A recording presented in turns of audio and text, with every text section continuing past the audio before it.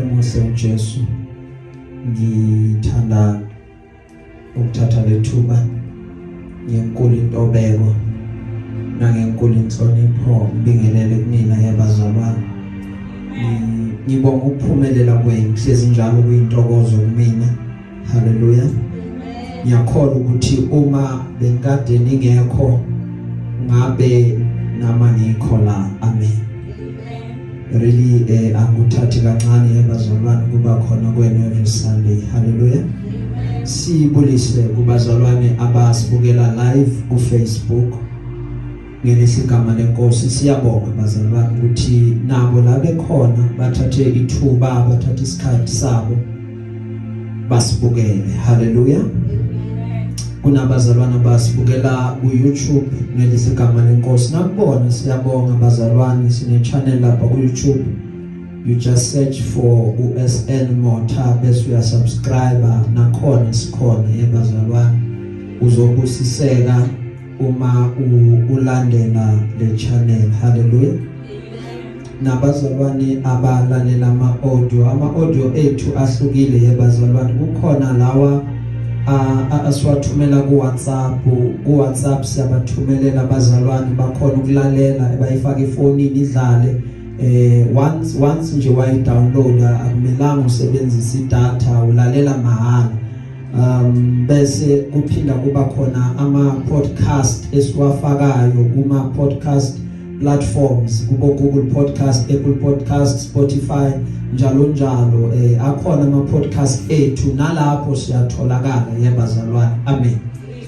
So siyambonga baba uNkulunkulu ukuthi Sunday after Sunday abazalwane basilalela, abazalwane bayasho ukuthi bayabuseka. We trust and we believe enkosini ukuthi uNkulunkulu uzoqhubeka abenzele kahle. Ngisho lokho yabazalwane ukuthi ngiyanikhulekela nami njalo uma ngiye emkhulekweni amagama enu ngiyawakhumbula enkosini, ngiwabize enkosini ngithi Nkosi uzube nabo uphinde ubenzele kahle babusise ubahambele, because I believe ukuba it's not only ukuthi sihlanganyela la kuphela but lokho esinako is part of a global church. Umyalezo wethu uhamba ibanga elide bazalwane, umlayezo wethu weqa amaborder, umyalezo wethu uyafika naphesheya, sihambisa ivangeli sikhona la sikhona ngokusizwa inkosi. So ukukhuleka is very important because abantu abasilalelayo they are in different places, different cities. Kwabanye bakuma different time zones kunathi. Isikhathi abasilalela ngaso akusona isikhathi sethu ukuthi uma la sizoqala sibe live by 12 nakubona u12 kwezinye indawo la basilalela bekhona isikhathi sihlukile asifani nalesi esethu. So siyambonga baba uNkulunkulu kungumkhuleko wethu ukuthi njengoba nani niqhubeka ningithwele ngomkhuleko sikhulekelane yebazalwane, nami ngenze njalo ukuba inkosi izibe nani iphinde ihlangabezane nazo zonke idingo okungenzeka ukuba nibe nazo. Amen. Ya inkosi yomusa izonenzela kahle yebazalwane. Amen. Hallelujah. We have a word namhlanje esizobonisana ngalo maqeda bese siyahlukana yebazalwane. Okubekekile enhlizweni yami ukuba ngizokusho ngesizulu lokho ngibone kuzwakala kangcono yebazalwane, ngoba umyalezo nomyalezo ngiyaye ngiubheke ukuthi uzwakala ngcono kanjani. Amen. Ya kokunye ya isingisi sinokutrikada naso yabo sikushaya ubona ukuthi hayi la ngathi angesilungu, but uma kulunga isizulu nakhona kulungile yebazalwane. Haleluya. Umyalezo obekeke enhlizweni yami namhlanje uthi Bamb ukusho kwakhe. Haleluya. Umyalezo esizobonisana ngawo usuku lwanamhlanje uthi Bamb ukusho kwakhe. Glory be to God.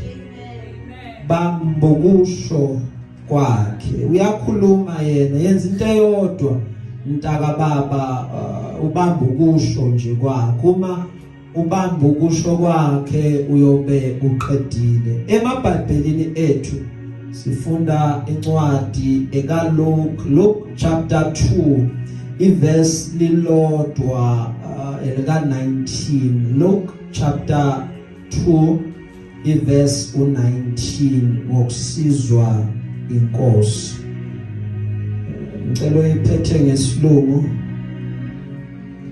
bese asifundela.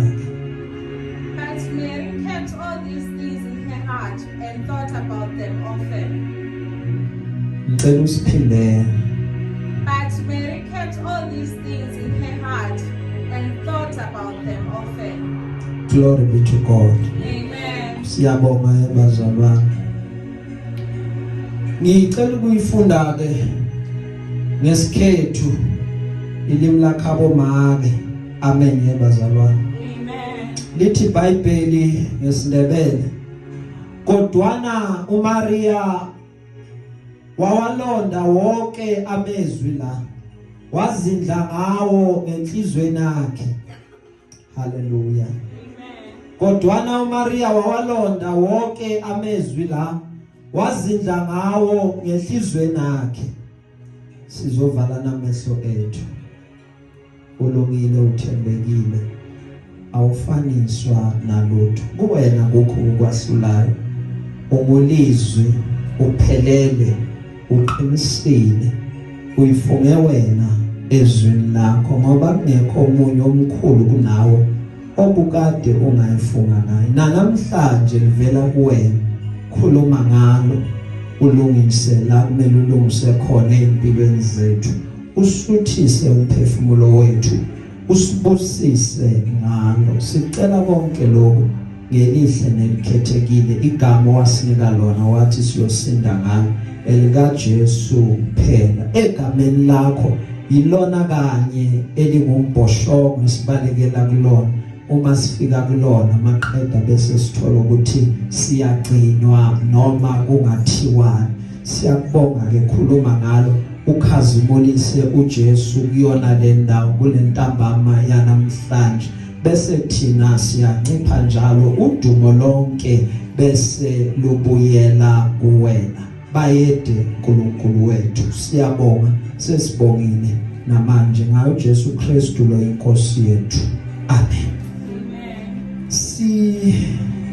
Siyathola ukufunda kwezwi lenkosi yebazalwane encwadini kaLuka njengoba sifunda kunento ehlala engqondweni yami kunento ekhona engithanda ukuba sabelane ngayo uma ubuka impilo ngumuntu ngiyathanda ukubuka impilo oyenguthanda ngokubuka impilo ukuthi impilo isebenza kanjani ukuthi impilo iflowa kanjani kunezinto empilweni othi uma uyibuka lezi zinto zibe ama pillars empilo ukuthi noma ungayaphi uyephi this thing always remains standard.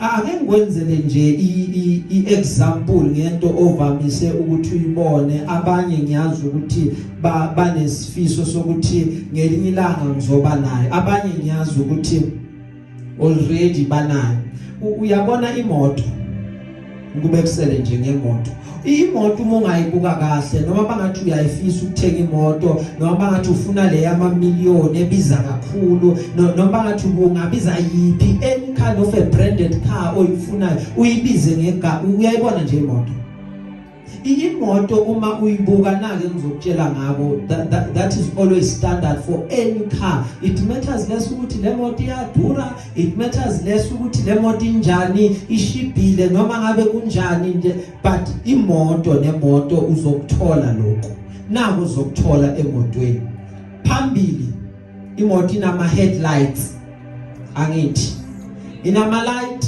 ama light akhona aclear ama light akhona uma ekhanya ebusuku aba bright.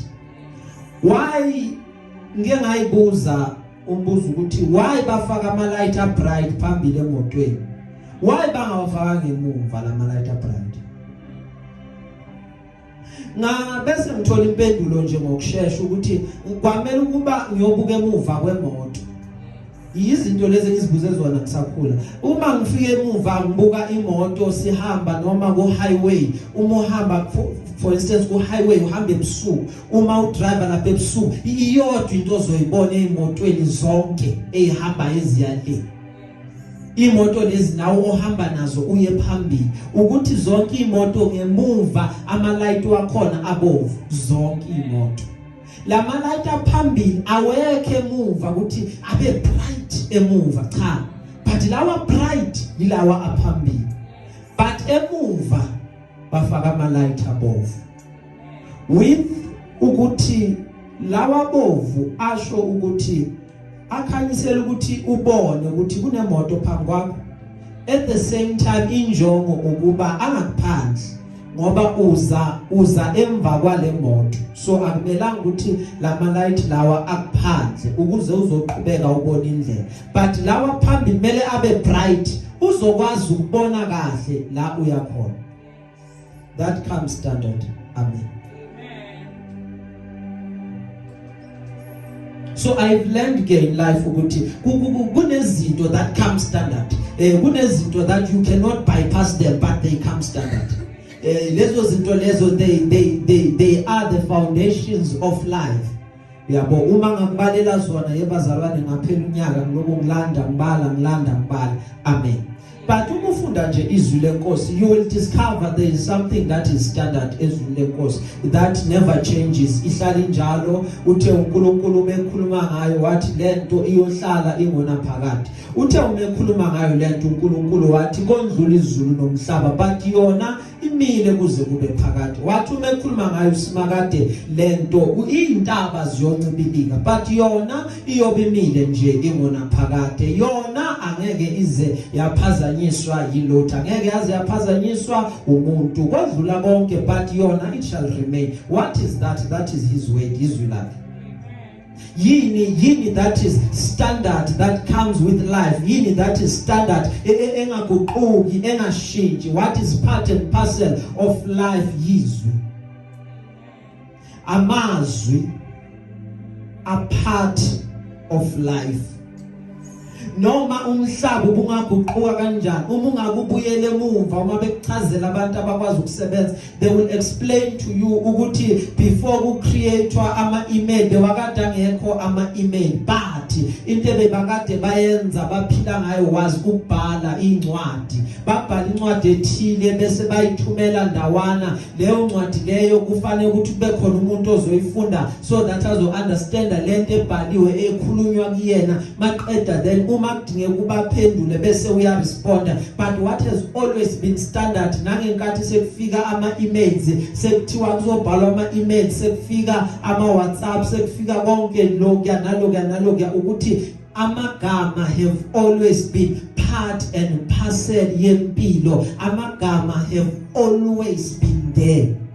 Amazwi ahlala akhona yebazalwane. So amazwi futhi ayoqhubeka ahlale akhona even if thina as a generation singandlula, but amazwi they will always remain ekhona. Nalabo abalandela bayobe ba communicate ngamazwi esiyobe siwashiyile sawashiya kubona ukuba mabaqhubeke nawo. So izwi always noma amazwi they remain standard.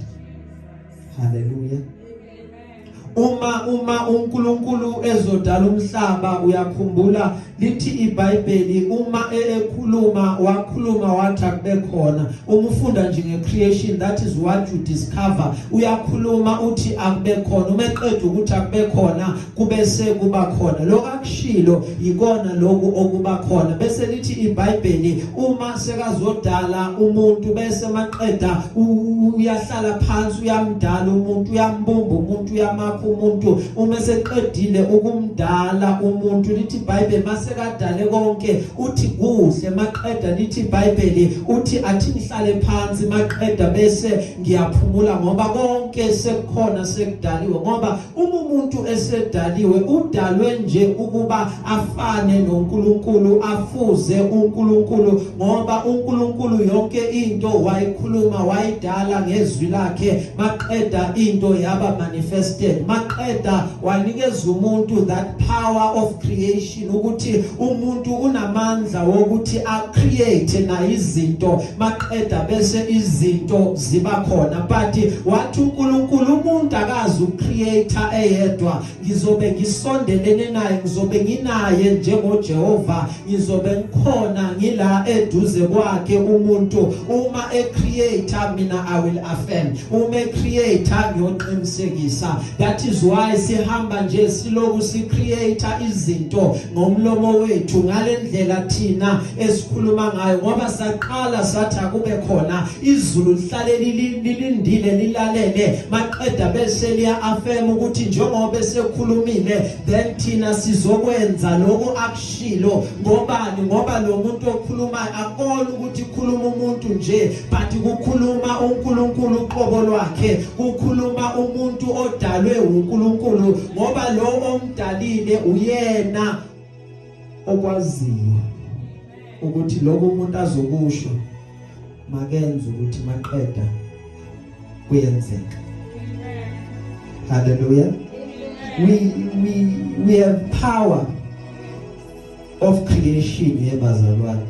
Power of creation okuhle ngayo kuba ayiqali umdala uyakhona ukuqala nje umncane ufunda nje isikolo bakubuza bathi ufundela ukuba yini kunabantu mina ngitholile nje ukuthi kunabantu obabuza ukuthi ufundela ukuba yini akutshela uthola ukuthi lento throughout impilo yakhe it never changes azabe yiyo yona leyo nto because why sine power of creation sinamandla okudala. Amen. Hallelujah. Sine power of creation bakubuza ukuthi uzophasa yini esikolweni udala uzophasa. That is the power of creation, the power ebekwe kuwena. Amen.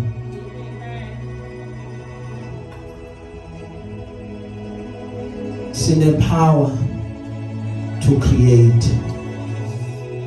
That is why ngihlala kule ngifuna ukuthi nje isinke kahle ingene kahle sinamandla creator izinto maqeda lezo zinto bese ziba khona. So it matters ukuthi ekukhulumeni kwakho wena uthini.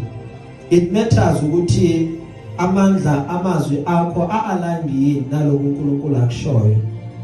It matters ukuba uqonde ukuthi yena ezwini lakhe utheni. Ngoba uma ngizothi kuwena bamba ukusho kwakhe umbuze nawe uyi-one very simple question uyakubamba kanjani ukusho kwakhe ungamazi ukuthi uma ekhuluma uthini. So you need to know ukuthi yena ekukhulumeni kwakhe ukhuluma nje uthini. What is the Lord saying? Maqeda uzokwazi ukubamba ukusho ukuthi uNkulunkulu ukhulume wathi. So ngibambelela kuloko yena kushilo. Uma uIsrayeli ezophuma eGibhithe uNkulunkulu uthuma uMoses. Uma athuma uMoses uthi hamba Moses ngiyakuthuma eGibhithe ngizwile ukukhala kwabantwana bami hamba bakhuluma. Uthi uNkulunkulu uMose uyambuza uthi ngiyothi ngithunywe ubani uyamtshela ukuthi Mose uyofika uthi nango ukuthumeni. Okay uthi uMoses ngiyabakhulula Nkosi ngibasaphi because angikwazi ukuyobakhipha ngekho la ngiyobafaka khona. I need to know ukuthi ekubakhipheni kwami ngiyobafaka kuphi. Uthi okay Moses nayi indlela efanele ukuthi kwenzeke ngayo uyobakhipha ezweni lokugqila eGibhithe ubamikise eKhanana ezweni that is flowing with milk and honey plus babe bakhululekile kulelozwe. In other words uyobakhipha from suffering ubamikise endaweni la bayobusa khona inguna phakade ekhade labo baphile kamnandi ngoba yindawo engibanikeze yona mina Jehova. Na uma uNkulunkulu sekashe njalo uMose uyahamba uyobakhipha. Uma efika phambi kwaFaro, uFaro uyambuza, wabuyela kabili with this question. uFaro embuza athi, Moses, uhamba nabo bani? Uphuma nabo bani? Lithi iBhayibheli wafika wamlandisa wathi, ngiphuma nakona konke kwethu, ngihamba nabasha bethu, sihamba nabadala bethu, sihamba nemfuyo yethu, nakona konke kwethu ikona lokho esiphuma nako. Wabuza uFaro wathi, niyaphi weMoses? Wathi, siyahamba siyokhonza uJehova, siyahamba siyocelebrate izinto ezinkulu uNkulunkulu wethu asenze lezo. Lithi iBhayibheli wala uFaro ukuthi aphume, wathi ningaphuma nina but kube khona abanye abazosala. Lithi iBhayibheli uMose had to go back, uMose had to go back and then ayohlela kabusha futhi noNkulunkulu ukuze aphinda abuyele. Wabuya umbuzo, Moses uphuma nabo wamele aphinda chaza uMoses ukuthi, Nkosi Faro, ngiphuma nabasha bethu nabadala bethu, imfuyo konke kwethu siphuma nako. It was after then that uFaro bese uyabakhulula ngoba bebamela ukuthi bayokwenza umkhosi kaJehova. Maqeda uma behamba la indleleni kunento eyenzeka ngoba uMose beka understand ukuthi uNkulunkulu utheni. Lithi iBhayibheli uIsrayeli wamdina uJehova. Lithi iBhayibheli waqasuka uNkulunkulu wathi sekuyisikhathi sokuthi afe wonke uIsrayeli, makafu uIsrayeli. Wena Moses, ngizokhipha inzalo entsha kuwena, ngizokhipha abantu abayongena ezweni laseKhanani. But lithi iBhayibheli uMose wambuza umbuzo wathi, weNkulunkulu uyobukeka kanjani phambi kwezizwe zonke ukuthi wena wakhuluma izwi nakulabo abanye abasele bathi uNkulunkulu wabo uhambe nabo? Wena simakade uyafuna yini ukuthi usaluthweswa ngehlazo ukuthi uNkulunkulu wabo bakhiphile bathi uma befika endleleni baqeda bamhlaba wahlazeka uNkulunkulu wabo ngoba bafile bonke endleleni abasafikanga ezweni lesethembiso? Maqeda uNkulunkulu had to go back engqondweni athi kulungile Mose, qhubeka uhambe nabo, abasayi ukufa bonke ehlane. Ngobani? Ngoba kunezwi abekade alikhulumile, izwi lelakho alikhulumile yilona elikwazi ukufika libe binding unto him. Ngoba wathi umebuka efuna umuntu angafunga ngaye, kwatholakala ukuba akekho omunye umuntu omkhulu abeyangafunga ngaye except ukuba ayifunge yena ezwini lakhe, ngoba uyena yedwa omkhulu ukudlula kona konke. That is why izwi lakhe alimela, uthe ezwini uyalinda ukuba alifeze ukuze lenzeke lelo zwi lakhe. Amen. Uyalinda izwi lakho kuba lifeze. So there is something that you need to do.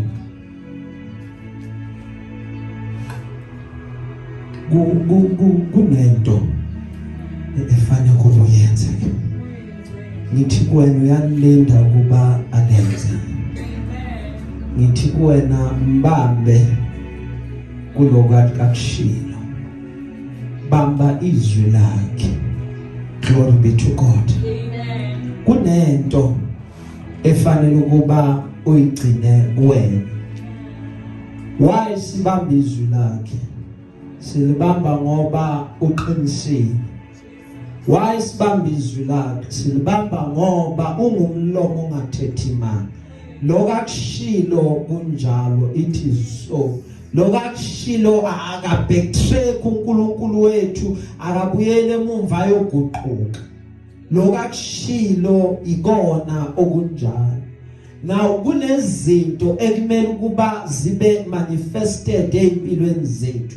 That is why kumele ukuthi kuyona yonke into ebesingayibamba sibambe ukusho kwakho ukuthi ukhulume wathini, ngoba kunamandla kuloku akushoyo, amandla akhe abonakala kuloku akukhulumile. So it matters ukuthi utheni, ngoba ngizuma ngithi kuwena kuyaye kufike izimo engathandeki, kuyaye kufike izimo that are unfavorable kuwena, but into seyikhawunta lapho ukuba inkosi itheni kuwena, kunento yini ongakwazi ukuba ubambelele kuyona usime ngayo uthi ngizoma la ngoba yena ushilo. So it matters ukuthi wazi ukuthi yena utheni, ngoba uhlala kuloku yena ukukhulumile. Wakhuluma ngenkathi ezohamba nabafundi wathi kubona asiwele siye ngaphesheya. Lithi iBhayibheli wahamba wayolala ngasemuva,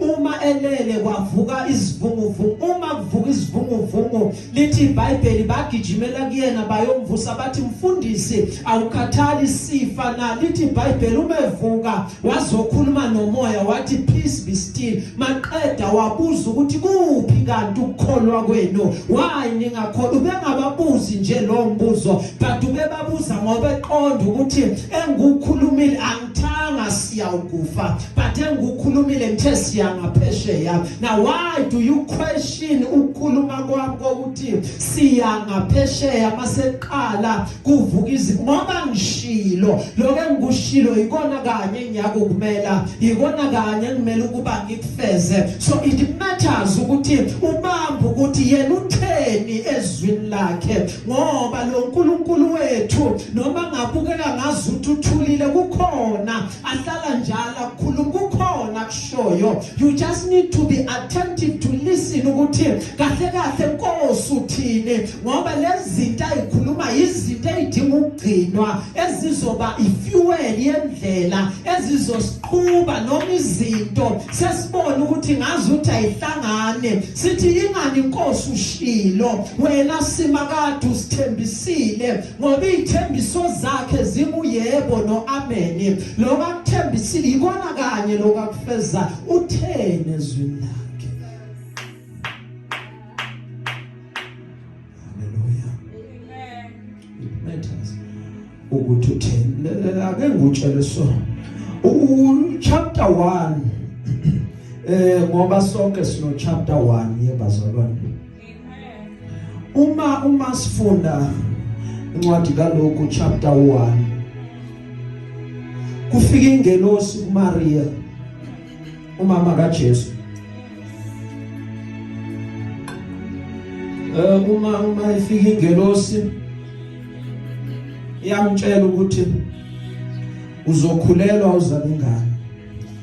Yamtshela ukuthi le ngane yoba ingane enjani.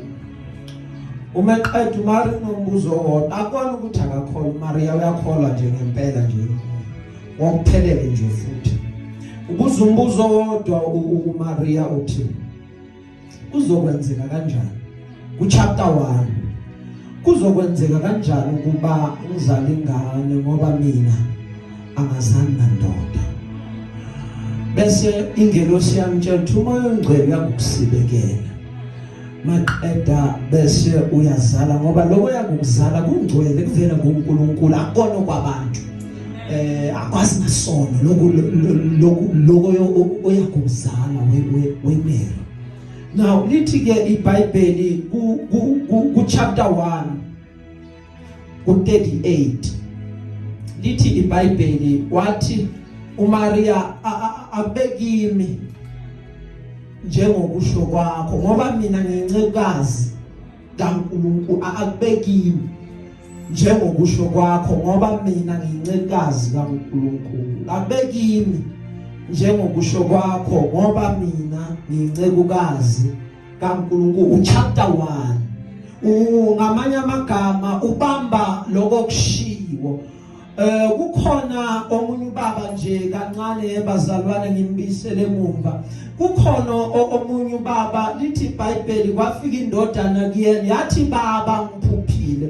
Uma eyichaza indaba undodana uthi ngiphuphe inyanga nelanga nezinkanyezi zingikhothamele. Lithi iBhayibheli wabuza ubaba wathi khuluma kuni lokho eJosepha, usho ukuthi mina nonyoko nabafowenu siyokhothamela we. But lithi iBhayibheli abafowabo baqala bamzwa. But lithi iBhayibheli ubaba wawagcina lawa mazwi ngoba kunezinto yebazalwane ezimele ukugcinwa. Lezi zinto ezimele ukugcinwa zokugcinwa zinesikhathi la zizomanifesta khona kula uzoqala ubone khona ukuthembeka kwaNkulunkulu ukuthi ngempela ngenza kahle ukuba ngigcine nayi inkosi ayikade ikhulume kimi. That's why athi obhala incwadi yamahubo uthi ngiyalonda izwi lakho ngiyaligcina izwi lakho ukuze ngingoni kuwe, because kunezinto ezidinga ukugcinwa. Lezi zinto oyigcinayo kuyaye kwenzeka ukuthi ebudeni bendle kube izona eziphinda nazo bese ziyagcina ngoba kusuke kunento eqale yakhulunywa ukuze lento bese yenzeke. Glory be to God.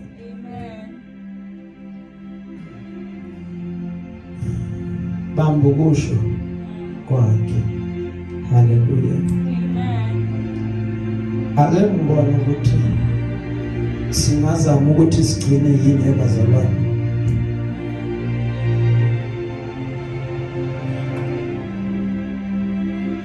Bamba lokakushilo, because lokakushilo ikona ukuzogcina. Glory be to God. Uthi encwadini yesambulo ngokuba uligcinile izwi lokubekezela kwami, nami ngiyakugcina. Glory be to God. Amen. Ngokuba uligcinile izwi lokubekezela kwami, nami ngiyakugcina. Yehora lokulima elakufikela bonke abakhileyo emhlabeni. Makabongwe Jesu. Amen. Ngifuna ukugcina yebazalwane. Uma ngigcina ngibuke nabo ngithi kuwena kukhona izinto eyimele uyigcine eyivela enkosini. Glory be to God. Ngithi kuwena bamba ukusho kwakhe. Hallelujah. Ngifuna uyizwe lento, uyizwe ungajahanga ukuthi bamba ukusho kwakhe ukuthi uthe, ngoba ziyavuka yebazalwane izimo ezizokubuza ukuthi kuwena kukhulunywe ini. Uma sezikuvukela kahle uzoqala ubone ukuthi nabantu abathulanga bayakhuluma. Uma ungekho focus noma ungekho settled kahle ungagcina uya nabantu ukuthi bakhuluma bathini, ngoba awumazi yena ongomdala weinsuku ekhuluma nawe. That is why ngithi it matters ukuthi ubambe ukuthi yena utheni, uzokwazi ukuthi udedele lokho abantu abakushoyo nabakukhulumayo, ngoba kunesimo esifikayo. Lesi simo sithi uma sifika kuwena kube ngazuthi uyaphela ngaphandle. Bathi uma bebuka bathi nangu uyaphela, nangu uyaphela, bakhulume bakusho konke, bathi yena abe athi uma becabanga ukuba uyaphela kula wakhiwa khona kabusha, kunezinto engisayilu. So it matters ukuthi ubambe ukusho kwakhe. Kuthe ngasabonakali kwakhulunywa kuSara kwathiwa uzozala ingane wena. Wathi uSara, awu sengimdala kangaka ngazala ingane mina, nenkosi yami sindala kangaka. Awu lithi iBhayibheli kuGenesis wahleka uSara, bambuza abantu uhlekani, wathi angihlekanga. Lithi iBhayibheli bathi uhlekile, ngiyayisabela shemhle ngoba ngiyisabela. Bathi wena Sara uyakuzala ingane. Wathi hayi ukuthi bengakholwa bekade akholwa, but bekunalento le ethi sengimdala nakangaka kusho ukuthi inkosi yami vele nje ngiyobe ngincelisa mina kwathiwa yebo wena sa ngoba sometimes isibusiso ebazalwa siyasithi uma sifikile kubantu abathi abasideservayo abanye bathi mina ngazi ukuthi angisideserve ukuthi kwenzeke ngalendlela. Sometimes kunezinto esihamba siyijwayele efanele ukuthi the day uNkulunkulu maseka siphakamisa siphume kuzona. Kunama circumstances esithole kuona but that are not part of our destiny alasiya khona efanele ukuthi the day mase sifona ukuthi right now sifuna ukuphakanyiswa usimakade maqeda siyolahla lawo ma circumstances ebekade sithola sikuona ngoba uyothi uNkulunkulu maseka sihambela sithi thina we do not qualify ngoba sesijwayele usizi nezinkathazo zethu athi uNkulunkulu maseka usihlalisana amakhosi sithi ngazi ukuthi bakhetha umntoro kanti kufuneka thina ngempela. Hallelujah. Ithi iBhayibheli wahleka usana but uNkulunkulu wathi it is confirmed and affirmed uyakuzala wesana ngempela kwabanjalo wazala usana ngoba lokhulumile umlomo ungathetha imali lokhulumile akalijiki izwi lakhe lokakushilo kunjalo even indalo yafakaza ukuthi what he has said it is so loku Jehovah that which he has declared it is established ngoba yena ukhulumile wathi akube njalo maqeda kuyakuba njalo. That is why incwadi kaJobe ithi wena we shall declare thing and that thing yakuba established ngoba unamandla wena vela ngaphezulu unamandla vela ngenhla amandla akho are not average amandla akho awekho ordinary amandla akho awafani nawabanye abantu ngoba wena uyingane yasekhaya ngoba wena ungothandiweyo kaNkulunkulu yena owakhuluma wathi akube khona ukunikeze even that very same power to speak izinto into existence kuthi into ingabonakali ufane nama property developer kuthi thina masifika kunendawo eziningi sasithi masidlula thina sibone isiganga sibone indawo nje yokudevelopa isibone indawo yokwenza ama shortcuts ithi la singandlula singacabanga ukuthi khona okuhle okungavela la but kufike iproperty developer ithi ngizoyidevelopa le ndawo ngiyofaka imall lana sithi masibuya sithole sekukantshelwe sekufakwe ifence singazi ukuthi kwakhiwa sibona iboard sibona imikhukhu sibona ama toilet sibona abantu abasebenza kuma contract sibona abaqala abagubha imigodi singazi ukuthi kahle yini into ezokwakhiwa la kanti property developer all along sayine property all along sayine mall emile lathi nesingakayiboni thina siyothi phapha ngelinye ilanga sibizwe sekuthiwa izansi ekuzovulwa imall sekufakwe emaphepheni kuthiwe sondelani nazi ipesha nazi izitoro ziyavula ngobani ngoba we understand the power of creation. We understand that the power yokukhuluma izinto into existence into engekho ayikhuluma athi lento le izoba khona maqeda bese leyo nto leyo na kanjani ya manifest khuluma nawe izwi khuluma into obonayo ukuthi lento ayikho maqeda bese uyayikhuluma ngowakho umlomo uthi kuzoba kanje kube kanje ngoba ngiyakhuleka mina ngomuntu obambana noNkulunkulu emkhulekweni lezi zinto esikhulumayo usimakade na kanjani uzokuestablisha angithi ushile ezweni lakhe wathi ngiyakunipha izindle ningazakhanga angithi ushile ezweni lakhe wathi nginamacebo amahle ngane angithi ushile ezweni lakhe wathi akayivuma unyawo lwakho lushelele khuluma izwi ezwini uzoba right. Lasifunda khona ebazalwane lithi iBhayibheli kwakhulunywa uma ufunda ngaphezulu kuyakhulunywa chapter 2 lo esimfundayo anti njengo chapter 1 chapter 2 lo esimfundayo chapter 2 lithi iBhayibheli kepha uMaria wagcina onke lawo mazwi ezindla ngawo enhlizweni yakhe kepha uMaria wagcina onke alikho nelilodwa yebazalwa akavumanga ukuba kuwe nelilodwa izwi elikhulunywe kuyena but lithi iBhayibheli wawagcina lawo mazwi. Lithi iBhayibheli wazindla ngawo. She meditated on them.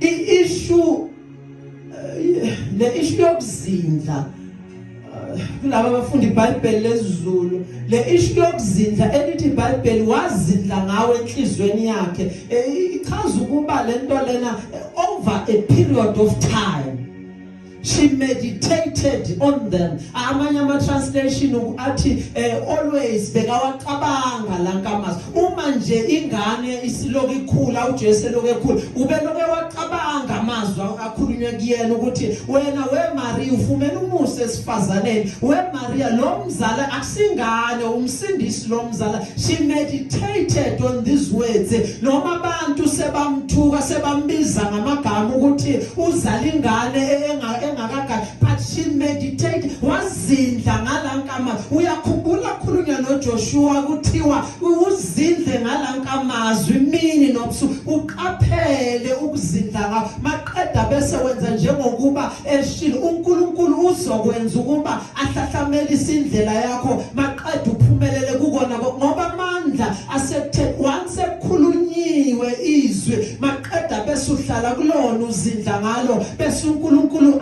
shows success yakho ngoba uNkulunkulu utheke thina uma siqaphela ukulandela izwi lakhe yena uzokwenza ukuba bese uyasiphumelelisa inqobo nje uma sibambelela ukuthi inkosi itheni kuthina maqeda impumelelo yethu izobonakala even phambi kwabantu ngoba uNkulunkulu okwenzayo lo Bamb ukusho kwakhe utheni izwi lakhe Bamb ukusho kwakhe lokakhulumile yebazalwane ikona zokwenza lokakushilo uzokwenza. Glory be to God. Into engifuna uhambe nayo bazalwane sesihlukana ukuthi lokakushilo uzokwenza. Bamb ukusho kwakhe ukuthi yena utheni izwi lakhe. Ukukhulumile akazange athule ngeyakhe impilo. Kunezinto nabanye abantu abayikhulumile engahambisani ngokwecebo lakhe lokhu yena akuhlelele kona, lokhu yena akukhulumele kona. Ungakhathazeki kakhulu ngakho. Wena nje indaba yakhe yolunga umuhleli kuloko yena akushilo. Now that is why ngithe kuwena it matters mntana sekhaya ukuthi uqonde ukuthi usimakade utheni maqeda bese uzindla ngaloko akushilo so that ebudeni bendlela kuzokwazi ukuthi kukunikeze ifuel, kuzokwazi ukuthi kukwakhe kukunikeza amandla wokuthi uqhubeke nendlela ngoba la ndleleni into esigcinayo bantwana basekhaya ukuthi inkosi itheni kithina sibanjwe yizwi elakhulunywa kithina. Sometimes kufika ikhathi zokufuna ukuyekela konke, sometimes kufika ikhathi la ufuna ugive up khona, sometimes kufika ikhathi la kuvama khona inyembezi nosizi, but into esesigcina kule ndlela siqhubeke ukuba inkosi khona yakusho kuthina yikona okusipha amandla wokuthi siyaqhubeka ngoba uThixo ushilo lokakushilo uNkulunkulu wethu uzokufeza ngoba izwi lakhe uyalimela, izwi lakhe uyalenza, uyaqaphela ukuba libuyeli kuyena lingawufezanga umsebenzi ayekade alithumele lona. uNkulunkulu wethu akazwani even nehlazo. uNkulunkulu wethu uyalivala uhlazo lwethu. Ulivala ngani simakade? Ulivala ngokuba kukhona akukhulumile. That is why sibambelele kuloko. Sibambelo kakushilo. uMaria yebazalwane inkosi ithi ngigcinile uMaria ube nohlazo, uhlazo lwakho ukuthi uthole ingane engaganile. Amen. Nale ibalekile mfuna ibamba lithi iBhayibheli wawalonda lamazwi right, wawagcina enhlizweni yakhe ngithe wena ukuzindla ngawo kwalonda lokuwacabanga ugeza uJesu nje amncane Jesu akwazi uyigeza ugcine lamazwi ulonde lamazwi akhulunywe kuyena uJesu uyakhula uyadlala uJesu nabanye abantwana uMaria nje ulonda lamazwi ufuna ukubona ukuthi Jesu uhluke ngani ngoba akakaboni uJesu uyakhula ukhuliswa uJosepha icarpenter ubabakhe uMaria lokhu ubamba amazwi ubamba amazwi ukuthi kunento ekhulunyiwe kumina so wenze njani Maria ubamba ukusho kwakhe ngithi uyakhula uJesu uyakhula uJesu uyakhula uJesu ekukhuleni kwakhe uJesu ufika lapha ku chapter 2 ngoba la chapter 2 kaMaria wokugcina amazwi right but ku chapter 2 kaJesu owenzakalayo oshintsha impilo kaJesu from umntwana to umuntu omdala wenzeka ku chapter 2 amen ngasayibuza kakhulu lo chapter 2 kuphi hayo lo chapter 2 kaMaria amen chapter 2 kaJesu chapter 3 kuMaria amen ngoba balingani phela ngisho ukuthini ngakulahla chapter konke la is just chapter 1 kaJesu la kukhulunywa uJesu azalwa umntwana that's just chapter 1 chapter 2 wakhe yilo otholakala kuJohn chapter 2 umshado wasekhaya lapha emshadweni uMaria ukhumbula chapter 2 wakhe wenze njani ugcina amazwi chapter 1 ikhulunyiwe chapter 2 ugcina amazwi right stages of life yeah chapter 2 uMaria ugcina amazwi chapter 3 wakhe because namazwi akhulunyiwe wawagcina wazindla ngawo sekuyisikhathi sokuthi amazwi aphile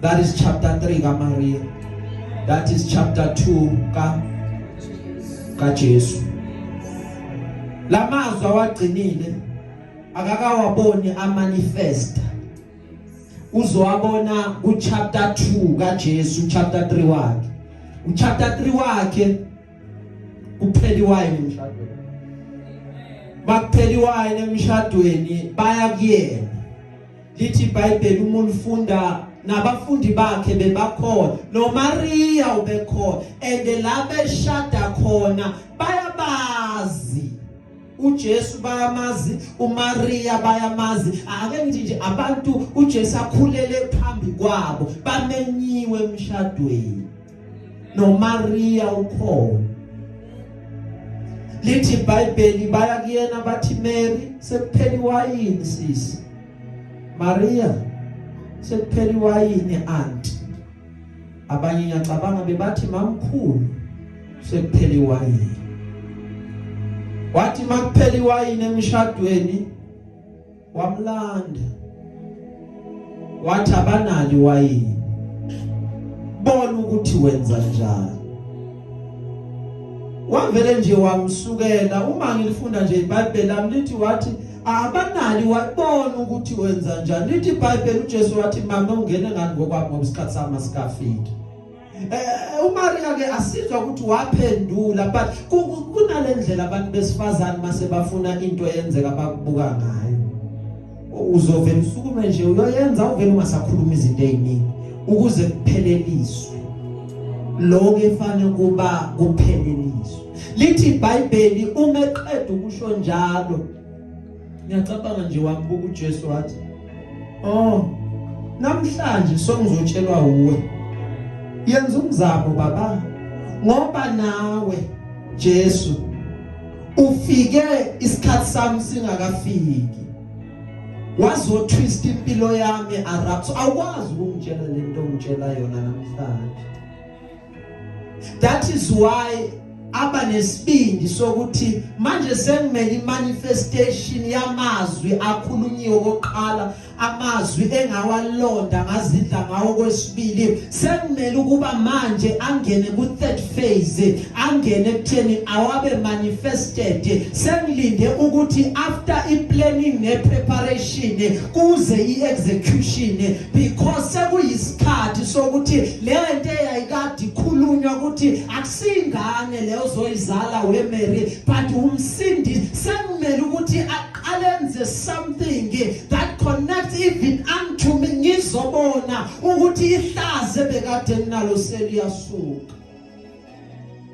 Lasuka ihlazo lakaMaria ngobuya kulabo abagcina ukudla uthi naye kupha kushoya nokwenza sekuyisikhathi sokuba konke ebengikade ngugcinile ngizidla ngakho bese kuyamanifesteka.